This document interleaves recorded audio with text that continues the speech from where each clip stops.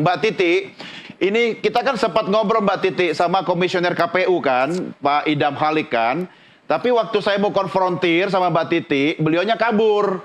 Ya kan? Jadi kalau sekarang kemudian saya bertanya dari perspektifnya Mbak Titi, kalau melihat KPU sekarang itu bagaimana sih? Kenapa selalu menjadikan alasan nunggu konsultasi dengan DPR gitu loh? Menurut analisa Mbak Titi, dari awal keruwetan ini muncul sampai hari ini seperti apa Mbak?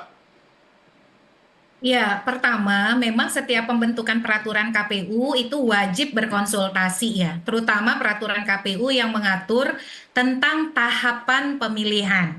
Nah, konsultasi itu ada putusan Mahkamah Konstitusi yang menyatakan memang wajib, tetapi kesimpulan dari rapat itu tidak mengikat KPU. Jadi KPU itu Hmm, betul-betul merdeka. ya. Apakah dia dalam kemandiriannya itu merasa memang akan mengikuti atau tidak mengikuti. Pada intinya adalah kemandirian KPU itu dijamin penuh oleh konstitusi kita, pasal 22E ayat 5 Undang-Undang Dasar tahun 1945. Nah, itu yang pertama tuh yang mestinya menjadi pegangan bagi penyelenggara pemilu.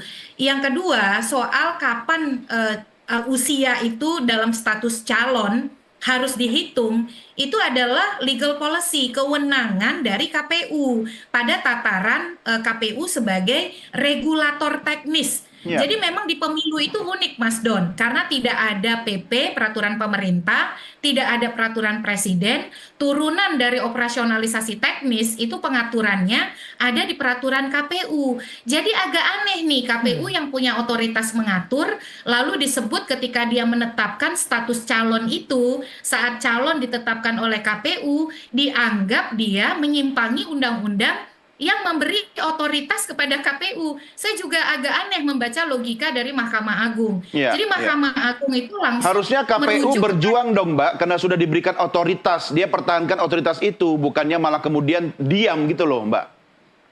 Ya, tapi memang saya bisa memahami ya kalau KPU, karena begini, saya sudah merasakan ketika KPU itu menyimpangi putusan Mahkamah Agung.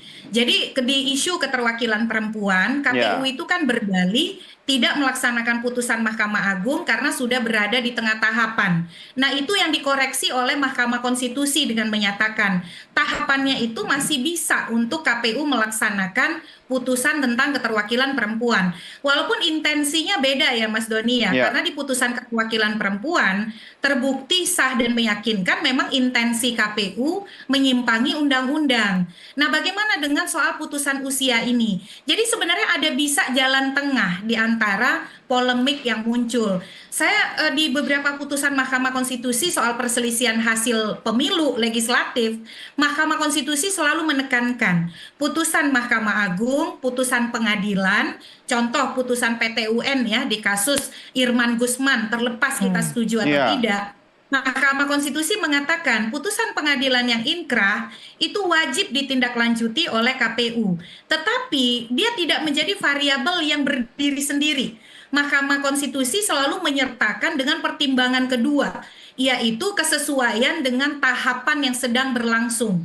Jadi Mahkamah Konstitusi selalu menghitung tahapannya apakah masih memungkinkan, apakah dia hadir di tengah proses yang sudah berjalan, atau bagaimana begitu.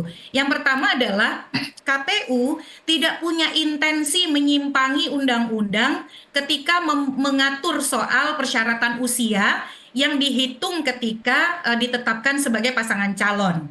Nah, itu yang pertama. Yang kedua, tahapan pencalonan itu sudah berlangsung sangat jauh, di mana bakal calon perseorangan sudah berproses, sedang menuju ke verifikasi faktual, dan kita itu sudah punya kerangka waktu tahapan. Jadi akhirnya di antara banyak pertimbangan tadi, saya berpandangan kalau Hmm. misalnya ini kan belum ada putusan Mahkamah Konstitusi ya, Ya. nanti kita berharap tentu saja Mahkamah Konstitusi akan menyatakan soal usia calon itu adalah legal policy kewenangannya KPU. KPU. Saya hakul yakin tuh putusannya akan seperti itu gitu Hmm. ya. Hmm. Nah, tetapi sebelum ada putusan itu keluar, bagaimana cara kita menemukan titik temu nih? Satu sisi kita menghormati putusan inkrah dari Mahkamah Agung, tapi di sisi lain kita tidak mengaduk-aduk atau membuat karut marut tahapan pilkada yang sudah berjalan.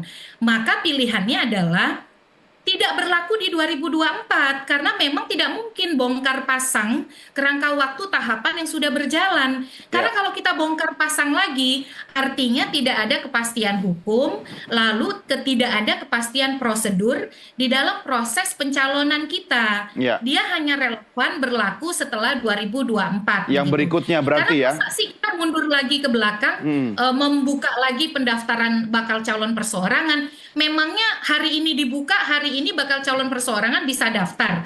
Kan mengumpulkan dukungan itu bukan kerja instan Iya, iya. 1-2 hari atau seminggu begitu. Jadi dengan pertimbangan dua hal tadi sebagai titik temu, ya itu bergantung ke depan 2024. Setelah 2024 kecuali nanti pembentuk undang-undang misalnya lebih menegaskan di dalam undang-undang pilkada yang baru kapan usia calon itu dihitung. Ya. Nah, itu yang saya kira menjadi titik temu terbaik di dalam merespon putusan soal usia ini, Mas Don. Oke, baik.